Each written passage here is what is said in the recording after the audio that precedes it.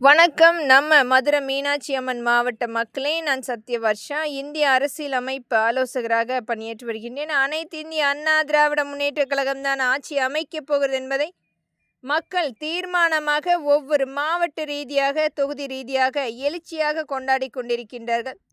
நம்முடைய அனைத்து இந்திய அண்ணா திராவிட முன்னேற்ற கழகத்தின் வேட்பாளர்களுக்கும் நம்முடைய கூட்டணி கட்சி வேட்பாளர்களுக்கும் மிகப்பெரிய அமோக வரவேற்பு கொடுத்து ஆரவாரமாக அந்த கூட்டம் பிரதிபலித்து கொண்டிருக்கிறது. வரப்போகிற ஆட்சி அமைப்பு என்பது அனைத்து இந்திய அண்ணா திராவிட முன்னேற்ற கழகத்தின் ஆட்சிதான் என்று ஒவ்வொரு இடத்திலுமே அநீதிகளுக்கு மேல் அநீதி செய்து மக்களை அச்சுறுத்திய இந்த திராவிட முன்னேற்ற கழகத்தினுடைய ஆட்சி அமைப்பை விரட்டியடிக்கப்பட வேண்டும்.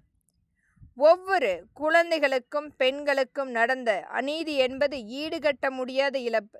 தமிழ்நாட்டில் 35,000 பெண்கள் கற்பழிக்கப்பட்டு வழக்குகள் பதிவு செய்திருக்கின்றார்கள். 18,000 குழந்தைகள் கற்பழிக்கப்பட்டு வழக்குகள் பதிவு செய்திருக்கின்றார்கள். அந்த வழக்கு கூட சரிவர பதிவு செய்யாமல் அந்த முதல் தகவல் அறிக்கை என்பது குற்றவாளிகளுக்கு சாதகமாக பாதிக்கப்பட்ட மக்களுக்கு எதிராக பதிவு செய்யப்பட்ட அனைத்துமே முழுமையாக நம்முடைய அனைத்து இந்திய அண்ணா திராவிட முன்னேற்ற கழகத்தின் ஆட்சியில் முழுமைப்படுத்திய மக்களுக்குரிய முழுமையான ஒரு தீர்வு எட்டப்படும். இன்னும் எத்தனை வழக்குகள் நிராகரிக்கப்பட்டு விரட்டியடிக்கப்பட்டது இந்த காவல் அதிகாரிகளால். அனைத்து மக்களுமே இன்றைக்கு எதிர்பார்க்கின்ற ஆட்சி அமைப்பு அனைத்து இந்திய அண்ணா திராவிட முன்னேற்ற கழகம் ஆட்சி வந்தால் மட்டுமே இதற்குரிய தீர்வு எட்டப்படும் என்று மக்கள் வெகு நாட்களாக காத்து கொண்டிருக்கின்றார்கள்.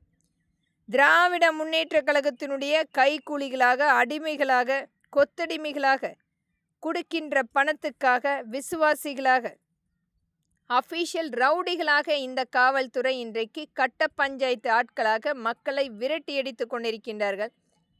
மாணவர்களை விரட்டியடிக்கக்கூடிய ஆட்சி நமக்கு வேண்டுமா என்று ஒவ்வொரு இடத்திலுமே மக்களும் பதிவிட்டு கொண்டிருக்கின்றார்கள். ஒவ்வொரு பெண்களையும் விலை பேசுகின்ற பெண்களை ஒரு மிகப்பெரிய மோசமான நடத்தக்கூடிய ஆட்சி அமைப்பு என்பது இந்த திராவிட முன்னேற்ற கழகத்தினுடைய ஆண்டுகளாக, வருடங்களாக நாம் பார்த்து கொண்டிருக்கின்றோம். ஒரு மசோதா பெண்களுக்குரிய உரிமைகளை கொண்டு வர வேண்டும் என்று மத்திய அரசால் எடுக்கின்ற முயற்சியை கூட முழுமையாக தகர்த்து நம்முடைய பெண்களுக்குரிய உரிமைகள் எந்த விதத்திலுமே வந்துடக்கூடாது என்பதற்காக இந்த திராவிட முன்னேற்ற கழகத்தினுடைய 2.0 விளம்பர மாடல் பெண்களுக்குரிய உரிமைகளை நிராகரித்து கொண்டிருக்கிறது.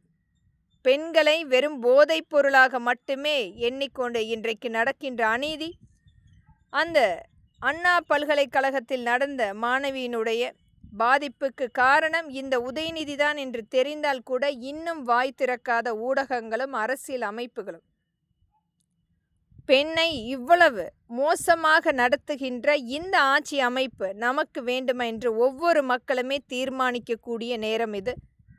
வருகின்ற சட்டமன்ற தேர்தல் என்பது மக்களுக்குரிய உரிமையான நல்ல ஆட்சியை கொடுக்கின்ற ஒரு அமைப்பு வரப்பட வேண்டும். ஆனால் இன்றைக்கு இந்த திராவிட முன்னேற்ற கழகத்தினுடைய கடுங்கோல் ஆட்சி மீண்டும் மீண்டும் தன்னை விளம்பரப்படுத்தி, தன்னுடைய குடும்பத்தை விளம்பரப்படுத்தி, கொடுக்கின்ற மத்திய அரசால் கொடுக்கின்ற அனைத்து வகையான பணத்தை தன்னுடைய ஒரு குடும்பம் எடுத்து அனுபவித்து கொண்டிருக்கிறது. மக்களுக்கு நிராகரிப்பு கொடுத்து கொண்டிருக்கிறது.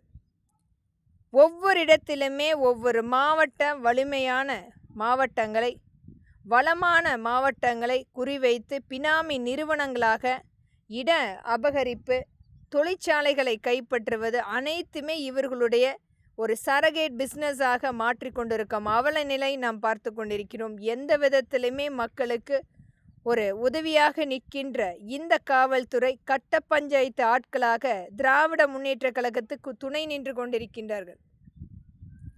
இதை அனைத்துமே மாற்றக்கூடிய ஆட்சி அமைப்பு என்பது அனைத்து இந்திய அண்ணா திராவிட முன்னேற்ற கழகம்தான். விரட்டியடிப்போம் திராவிட முன்னேற்ற கழகத்தின் 2.0வை. வாக்களிப்பீர் இரட்டை இலை சின்னத்துக்கும் நம்மளுடைய கூட்டணி கட்சிக்கும். நம்பிக்கையோடு காத்திருங்கள் மக்களே. தமிழ்நாட்டை மீட்டெடுப்போம். நன்றி.